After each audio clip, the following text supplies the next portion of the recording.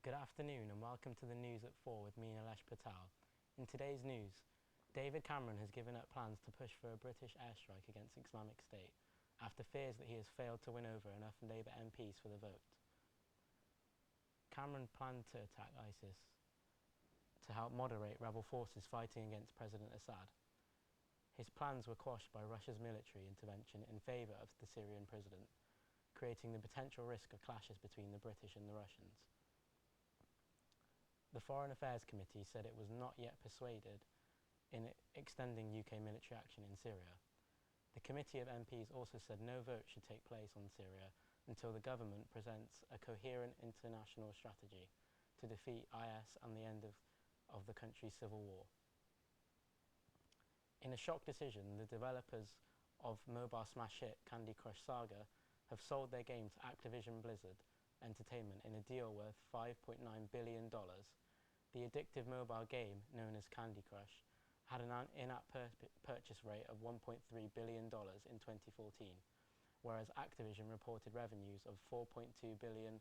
This new deal will give the gaming giants over 500 million active monthly users in over 190 countries. Activision is already the owner of several massive gaming names. Now Candy Crush will join World of Warcraft and Call of Duty in its impressive portfolio. It is said that the company will now be the global leader in mobile gaming. South African prosecutors have started an appeal hearing on whether Oscar Pistorius will be convicted of murder instead of culpable homicide. He shot Reeva Steenkamp, his girlfriend, on Valentine's Day in 2013. The legal experts say prosecutors stand a strong chance of success. He was released from prison last month after serving a year of his 5-year term. If appeal judges overturn the original verdict, he could be sent to jail. Prosecutor Jerry Nell wants the verdict to be changed from culpable homicide to murder. Prosecutors say that Pistorius' intention was to kill, no matter who was behind the doors. They also want his jail sentence to be increased from 5 years to 15. The final ruling will not be known for some weeks. Since Sunday, most of the UK has been covered in dense fog. The fog has caused cancellation of around 45 flights in Heathrow Airport. The airports Gatwick, Birmingham, Leeds and Liverpool are also said to be affected. People have been discussing it on social media. The Heathrow Airport also made an announcement through social media yesterday. The cancellations will still be ongoing and advising passengers to check their flight status before travelling. In the Midlands, the fog was so severe it caused a fatal accident when a car crashed into a tree in Staffordshire. The crash resulted in the injury of a 5-year-old girl and the death of her father. Family and friends have paid tribute to the loss. It has been over 50 years since Malcolm X visited Smethwick. The American activist visited the Black Country in 1965, a time when Smethwick was rife with racial tension. Just 9 days after his visit to the Midlands, Malcolm X was shot dead in New York. In sociology, sociology lecturer Kehind Andrews spoke to our reporter about the anniversary of his visit. In terms of activism, people really think about Malcolm X, that he visited and he worked, and that kind of Black Power movement really influenced how people did things. In terms of where we are now, in terms of race, Malcolm will be turning in his grave. Malcolm was one of the kind of people who said it's a systemic problem, it's not an individual problem. So do we have the world we want that Malcolm would have wanted? No, but was his visit important for activism in Britain? Definitely. Yesterday was the opening for an art exhibition organised by the Royal Birmingham Society of Artists. Our reporter was there at the opening.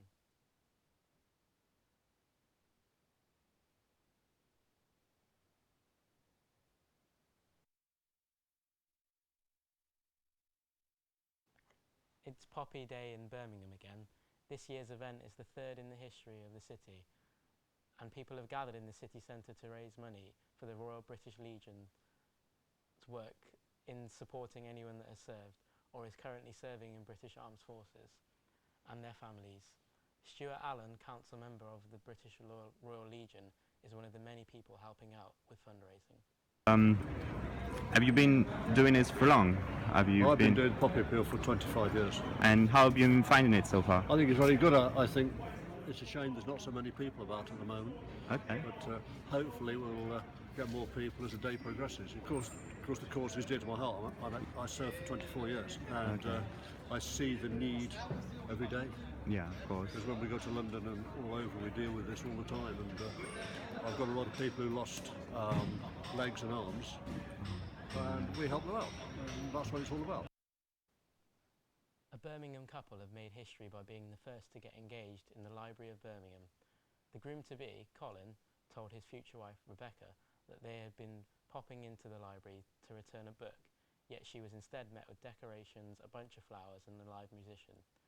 TV proposal planners, the proposers, with the help of library staff, aided Colin in his quest, and their 100% success rate remains untarnished. Now, in sports news, Jose Mourinho's troubled few months don't seem to be changing fortune anytime soon, as he has been handed a one-match stadium ban and a £40,000 fine by the FA. His punishment comes after a misconduct charge over his language and behaviour in defeat by West Ham on the 24th of October. Chelsea has suffered further defeats against Liverpool and Stoke since then, and to make Mourinho's life even more miserable, he faces a legal claim from former Chelsea doctor Eva Canero. It follows the incident from the opening day to the season, when the first-team doctor was criticised publicly by Mourinho, and she ran on the pitch to treat an injured player. The doctor was banned by Mourinho from sitting on the bench. Carnero has since left the club and will now take Mourinho to an employment tribunal.